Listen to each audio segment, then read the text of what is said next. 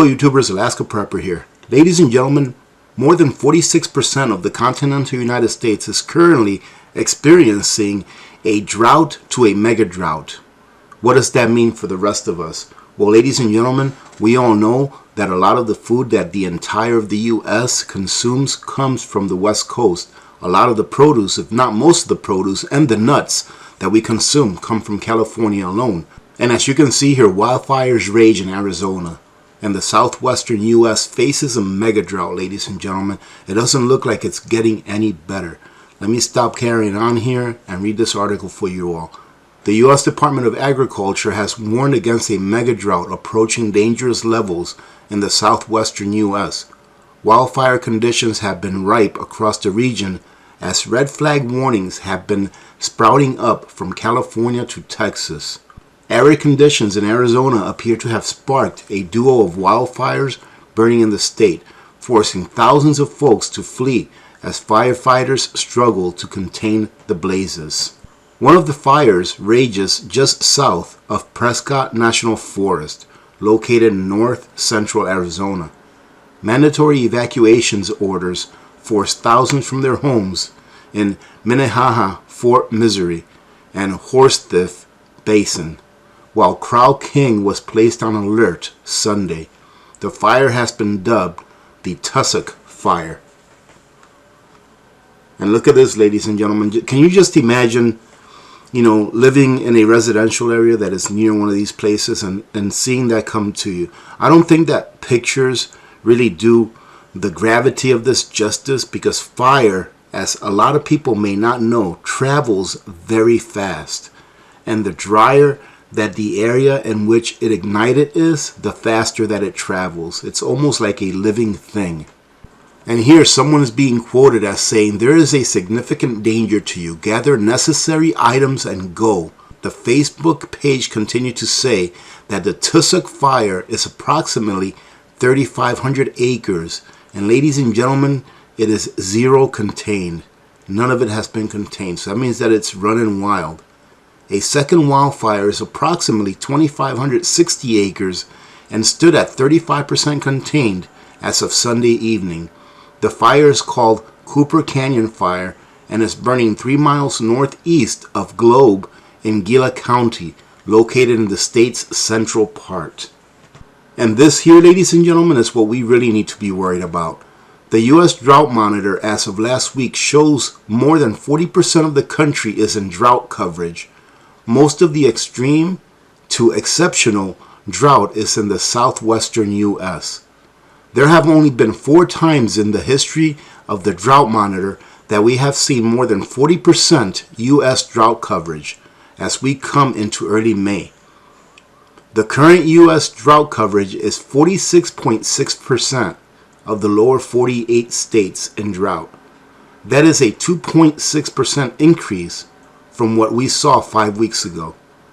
Ladies and gentlemen, it seems that things are getting worse as far as droughts go. And as I've stated in the past, this is cyclical. This has happened before in history. Does anybody remember the Dust Bowl? Well, if you remember, you'd be pretty old up there in age by now. But have you read about it? Have you studied it in history? What happened during that time? Not only is it devastating to the production of the food that the country relies on, but it is also devastating to the people that live there, because in the first instance of the Dust Bowl, a lot of people actually had to pick up and leave and abandon their homes because it got that bad. And what we're seeing here, ladies and gentlemen, with the climatic changes that we're seeing, with the cyclic weather patterns that we studied from the past, this looks like it may be the beginning of something similar to that. Hopefully not worse. And look at that, that's what they're talking about here. It says that fears of another 1930s Great Depression style drought are quickly materializing in the southwestern U.S. Utah and Nevada recorded their driest year in more than 126 years in 2020, while Arizona and Colorado had their second driest and New Mexico its fourth. The Southwest, plagued with severe, extreme, and exceptional drought conditions, suggests similarities to the Great Depression's Dust Bowl of the 1930s. Besides escalating wildfires and water shortages, farmers in the western half of the country are frightened of significant agricultural disaster this growing season as the drought rages. The exceptional dryness could result in crop failures that would ultimately send agricultural prices even higher. So much for that transitory inflation the Fed continues to squawk about. Ladies and gentlemen, I couldn't be more, serious about what I'm about to tell you now. If by chance you just happen to land on this channel and you're not preparing and you haven't heard the message that you need to start preparing if you're not preparing, and if you are prepping, to continue to prep, continue to add to your stock, and continue to fill in your gaps. Ladies and gentlemen, you necessarily need to consider being prepared. In my opinion, this is not going to get any better. We are going into a cyclic weather pattern that has occurred in the past, and there is nothing that we can do to change that. Unfortunately, our elected leaders did not study history and are not taking the appropriate measures to mitigate what can happen when these events occur. So please consider becoming prepared. And if you are prepared, talk to people that you know and help them become prepared. Because we are going to need as many people in this country to be as prepared as they can possibly be so that our nation can continue. Because, ladies and gentlemen, a population that is not prepared really does affect the national security of the country. A weak population equals a weak country. It doesn't matter how many nukes we have. If we can't feed ourselves, what does it matter? And to finish it off here, it says, now Dust Bowl conditions have returned.